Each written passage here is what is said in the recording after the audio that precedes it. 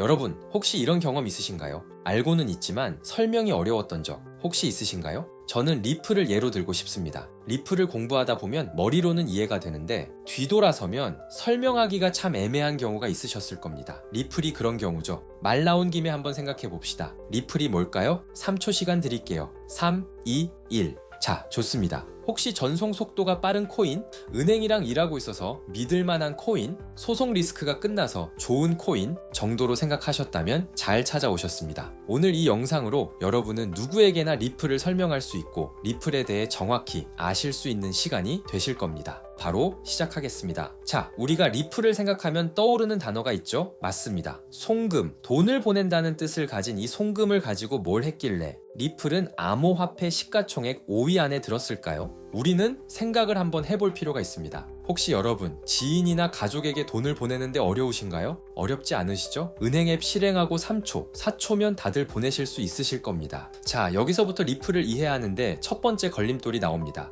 바로 송금의 주체는 우리가 아닌 은행들이기 때문이죠. 우리는 송금을 하는 우리의 모습을 상상하는 게 아니라 은행의 시스템을 먼저 이해해야 합니다. 말씀드렸다시피 요즘 송금하는데 어렵지 않습니다. 3초면 내 은행 앱에서 돈이 빠져나가고 친구의 계좌로 바로 송금 내역이 업데이트되죠. 우리가 이렇게 간단하게 송금을 할 때에는 뒤에서 조금은 복잡한 절차들이 이루어집니다. 예를 들어 우리 은행에서 신한은행으로 100만 원이라는 돈을 보냈다고 가정했을 때 우리가 보는 은행 앱에서는 단 1초 만에 송금이 가능하지만 은행들은 이 업무 처리를 하기 위해 3가지 단계를 거쳐야 합니다. 지급 요청, 청산, 그리고 정산.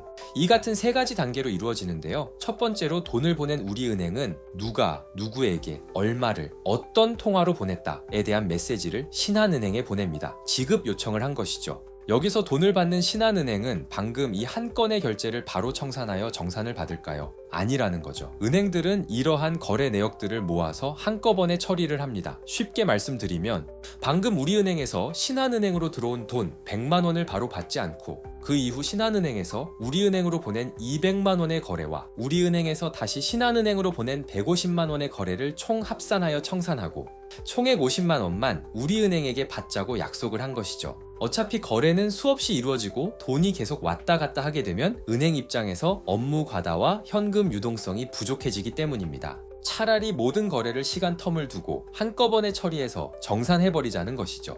자, 우리는 표면상으로 정말 쉽고 간단하게 돈을 주고받지만 은행의 업무는 간단하지 않습니다. 그나마 간단해지게 만든 방식이 하나하나 모든 거래를 실시간 반영하지 않고 통으로 묶어서 한꺼번에 정산하여 일의 효율을 높이자는 건데 여기서 정말 큰 문제는 이 업무 시스템의 기반이 바로 신용 기반이라는 것입니다. 방금의 예는 국내 은행의 결제 업무 시스템입니다. 만약 어떤 은행이 지급을 못할 경우가 오더라도 중앙은행이 보증을 해주는 경우죠. 그럼 생각해 봅시다. 이 은행들끼리의 업무가 해외로 확장된다면 어떨까요? 바로 이 신용을 담보로 거래를 할 수가 없어집니다. 그래서 나온 게 바로 한 번쯤 들어본 노스트로 계좌죠. 쉽게 말해 난 너희 은행을 못 믿으니 너희 돈을 우리 은행에 일정 수준 예치해놔라 이겁니다. 하지만 예치 계좌의 가장 치명적인 문제는 타 은행 계좌에 자금이 묶이게 되니 현금의 유동성 확보가 어렵다는 것이죠. 은행의 주수입원인 돈놀이가 막힌다는 겁니다. 큰 은행일수록 여러 해외 은행과 협력도 많을 것이기에 은행 입장에서는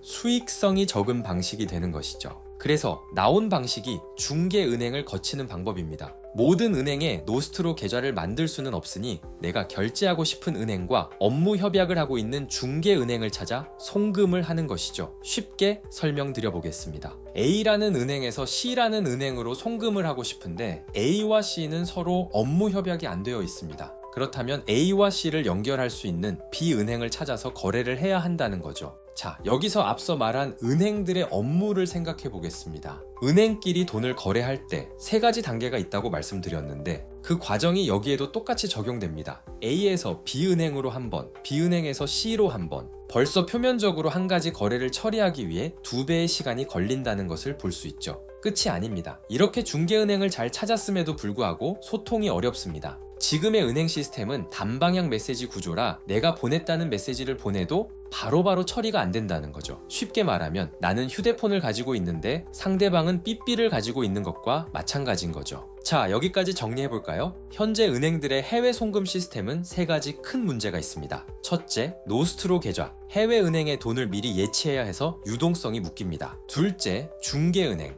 A에서 C로 바로 못 가고 B를 거쳐야 해서 시간과 수수료가 2배로 듭니다. 셋째, 단방향 메시지. 내가 보냈는지 확인하려면 한참을 기다려야 하는 구조입니다. 그래서 이렇게 간단하게 중개은행을 하나만 끼워놔도 은행의 업무는 세상 복잡해집니다. 어차피 우리가 일하는 거 아니잖아. 시간 조금 더 걸리는 거 가지고 그 정도는 참을 수 있어. 과연 그럴까요? 앞서 중개은행이 하나만 있다는 예시는 정말 평화로운 예시였고요. 우리는 이걸 생각해야 합니다. 중개은행 4-5개를 거친다면 각 나라 은행의 업무 시간이 달라 송금하는데 한 달이 걸린다면 중개은행이 너무 많아 수수료가 더 큰 경우가 발생한다면 갑자기 환율이 급변한다면 그 실질적 피해는 고스란히 우리에게 돌아오는 시스템이죠. 자, 간단하게 우리가 돈을 보내고 받는 과정에서 우리가 관심도 없어 했던 은행들의 시스템을 보았는데 뭔가 효율적이지 않아 보이죠? 제3자가 보더라도 비효율적인데 은행들의 입장은 어땠을까요? 여기서 혁신이 시작됩니다. 바로 리플에서부터요. 리플은 앞서 말한 이러한 비효율적인 문제를 개선하고 발전시키기 위해 나왔다고 해도 무방합니다.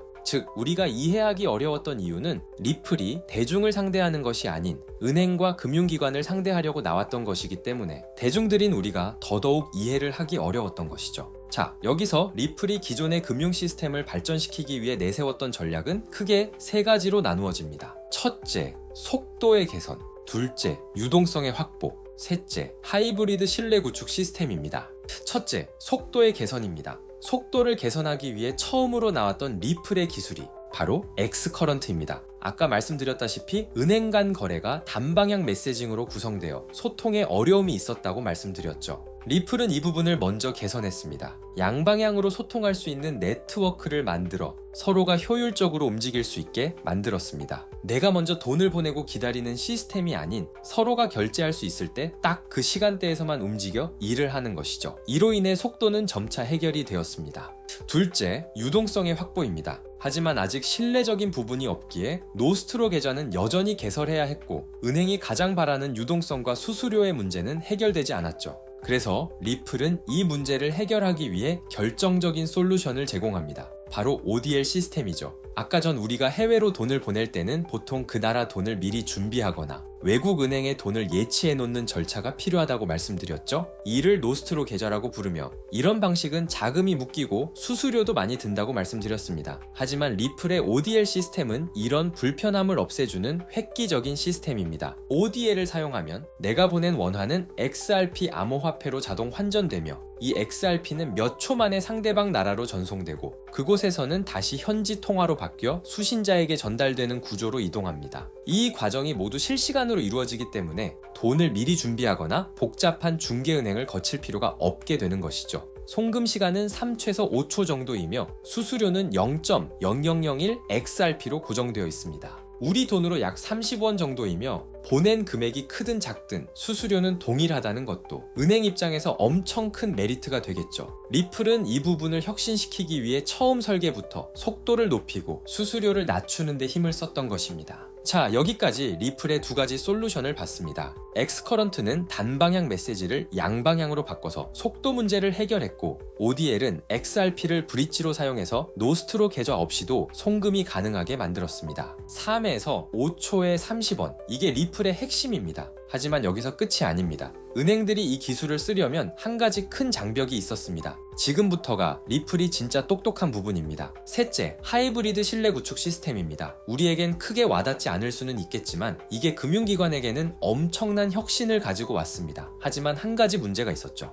이 시스템을 사용하기 위해선 금융기관이 블록체인 네트워크로 들어와야 한다는 것입니다. 기관들은 탈중앙화에 대한 두려움이 있습니다. 기존의 시스템을 위협하는 요소라서 부정한다기보다는 중앙화에서 탈중앙화로 간다면 일의 효율은 높아지지만 책임자나 대응 주체가 없다는 점이 가장 큰 불안 요소입니다. 돈을 다루는 금융기관은 더욱더 민감할 수밖에 없었죠. 탈중앙화는 이론상 해킹에 강하지만 문제가 생겼을 땐 책임 소재가 불분명해져 고객들의 자산에 문제가 생길 수 있고 법적 규율, 내부 시스템 또한 하나부터 10까지 다 새롭게 정비를 해야 한다는 것이 금융기관에는 부담으로 다가왔습니다. 탈중앙화된 리플의 시스템은 혁신적이지만 쉽게 다가설 수 없는 그런 요소였죠. 하지만 리플은 이마저도 해결책을 제시합니다. 바로 하이브리드된 시스템을 도입하는 겁니다. 기관들은 탈중앙화된 리플의 솔루션을 마음껏 이용하되 문제의 책임과 내부 통제는 리플이 전적으로 일임하여 해결하겠다고 선언해버린 겁니다. 즉 탈중앙화와 중앙화의 그 사이 하이브리드 노선을 가겠다고 선언을 해버린 거죠. 이렇게 되면서 금융기관들 입장에선 리플을 안 쓸 이유가 없어져 버린 것입니다. 리플이 독보적인 이유 이제 조금씩 이해가 가셨나요? 여러분들이 리플을 바라볼 때에도 뭔가 기존 암호화폐와는 다른 느낌을 받으셨을 건데 그 이유가 여기 있습니다. 리플은 처음부터 대중이 아닌 기관들이 대상이었고 완전한 탈중앙화가 아닌 하이브리드 탈중앙화를 고집하였습니다. 리플은 철저하게 준비된 암호화폐였다는 거죠. 그 준비의 결과로 각 주요국 300개 금융기관과 은행이 리플 네트워크에 참여를 하고 있습니다. 아직 리플을 따라올 적수가 없을 정도입니다. 리플의 소송 리스크 해소와 ETF 승인은 리플이 제도권 안으로 깊숙이 스며들었다 생각을 해도 과언이 아니죠. 앞으로의 리플 기대를 해봐도 되겠죠? 자, 오늘 영상 어떠셨나요? 리플에 대해 이해가 좀 되셨다면 정말 다행입니다. 리플이 성공하기 위해선 아직 갈 길이 멀긴 하지만 저희 크립토 라디오는 앞으로도 리플에 관해 심층적인 내용들 정리해 드릴 예정이니 구독과 좋아요 한 번씩 부탁드리고요. 여러분의 의견 댓글로 남겨주신다면 다른 분들에게 큰 힘이 됩니다. 오늘도 저희 크립토 라디오 영상을 시청해 주셔서 감사드립니다.